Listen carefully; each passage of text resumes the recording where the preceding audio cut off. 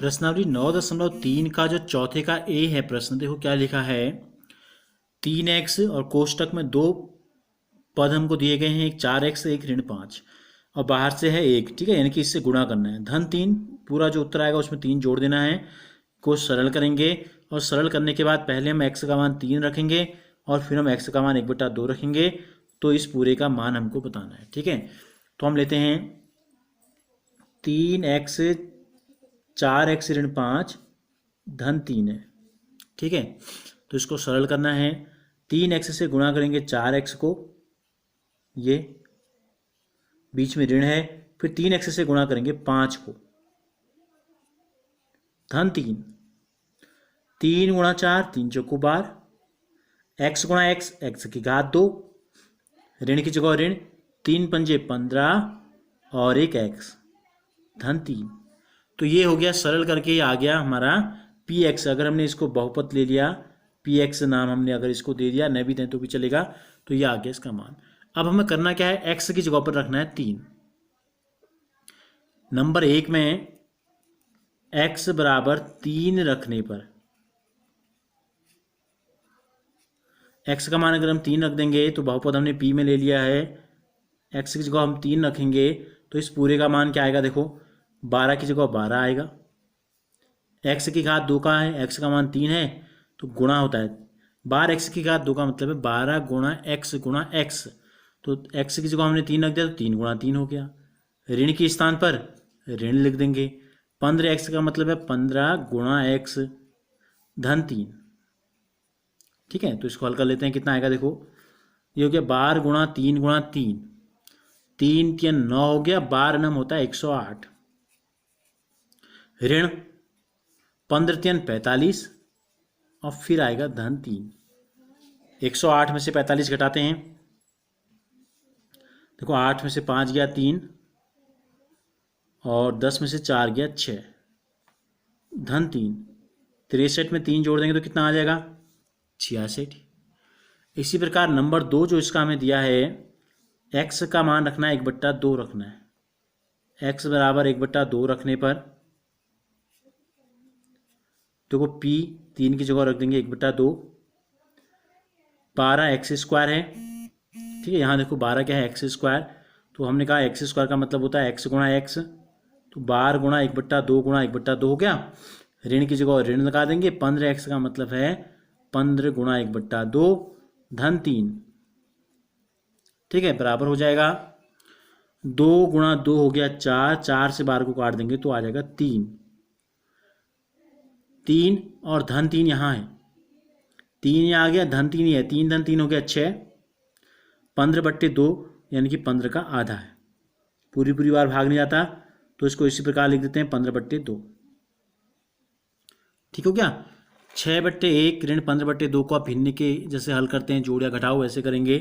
1 और 2 का एलसीएम हो गया 2, 1 का दुगना 2 कर दिया तो 6 का दुगना कर देंगे 12, 2 को 2 रहने दिया तो 15 को भी 15 रहने देंगे, ठीक है। तो इसको हल करके आ गया, 12 में से 15 घटाएंगे, ऋण 3/2, छोटे में से बड़े को घटाते हैं तो चिन्ह आता है ऋण का, ऋण 3/2। तो ये हो गया चौथे का ए। अब हम करेंगे चौथे का बी। चौथे के बी में भी हमको क्या दिया है, एक बहुपद दिया है। ए से हमने 3 पदों को गुणा करना है, फिर जो आएगा 5 जोड़ना है। कुछ सरल करने के बाद फिर ए का मान 0, ए का मान 1 और ए का मान ऋण 1 रख के इस समीकरण का जो मान हमको निकालना है। तो देखो क्या दिया है, ए की घात 2 धन ए धन 1 और धन 5 हमको दिया है। तो क्या करेंगे, ए से गुणा कर देंगे, ए से ए की घात 2 को गुणा करेंगे तो ए की घात 3, ए गुणा ए की घात 2, ए एकम ए धन 5। सरल करके ये आ गया। नंबर 1 में हमें क्या रखना है, ए बराबर 0 रखने पर ए बराबर क्या रखेंगे 0, तो ए का मान 0 रख देंगे यहाँ, तो क्या देगा 0 की घात 3 धन 0 की घात 2 धन 0 धन 5। तो यानी कि क्या आ गया, 0 गुणा 0 गुणा 0 0, 0 गुणा 0 0, 0 गुणा 0, 0 में 0 जोड़ देंगे 0, उत्तर आएगा 5। ए बराबर 0 रखने पर इसका मान आ गया 5। नंबर 2 क्या रखना है, ए बराबर 1 रखने पर क्या है, एक की घात 3 है तो एक की घात 3, एक को 3 बार गुणा करेंगे। धन एक की घात 2 है तो एक को 2 बार गुणा करेंगे। धन ए है, एक की जगह एक, और धन 5 है तो यहाँ धन 5। कितना आ जाएगा, एक एकम एक, एक गुणा एक एक, धन एक धन 5, 5 एक 6 एक 7 एक 8। तो ए का मान 1 रखने पर इसका मान आ गया 8। और तीसरे नंबर में हमसे कहा है ए का मान ऋण 1 रखने पर। देखो ए की घात 3 है तो ऋण 1 की घात 3 हो गया। धन ऋण 1 की घात कितनी है, 2। धन ए का मान ऋण 1 और धन 5। अब इसका मतलब ये है, ऋण 1 की घात 3 का मतलब ये है ऋण 1 को 3 बार गुणा करना है हमको ये। फिर बीच में धन लगा देंगे, फिर ऋण 1 को 2 बार गुणा करना है, फिर धन खाली ऋण 1 है और फिर है धन 5। ठीक है, इसको हल करेंगे तो देखो क्या होता है, पहले चिन्हों को गुणा करते हैं। ऋण गुणा ऋण धन, धन गुणा ऋण ऋण। अगर ऋण को विषम बार गुणा करें 1 3 5 7 9 ऐसे, तो चिन्ह आता है ऋण। एक एकम एक, एक एकम एक, ये आ गया। ऋण गुणा ऋण धन, बीच में धन ही था, धन लगाना चाहें तो फिर धन लगा देंगे। ऋण गुणा ऋण धन, एक आ गया, और यहाँ धन, ठीक है, ऋण 1 है, धन गुणा ऋण ऋण हो जाएगा यहाँ 1 और धन 5।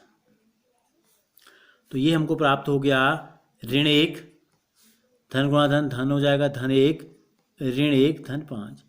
तो धन 1 ऋण 1 कट गए, बचा 5 में से 1 घटाएंगे तो आ जाएगा 4। तो ए का मान 0 रखने पर इस समीकरण का मान 5 आ गया, ए बराबर 1 रखने पर 8 आ गया, और ए बराबर ऋण 1 रखने पर इसका मान आ गया 4।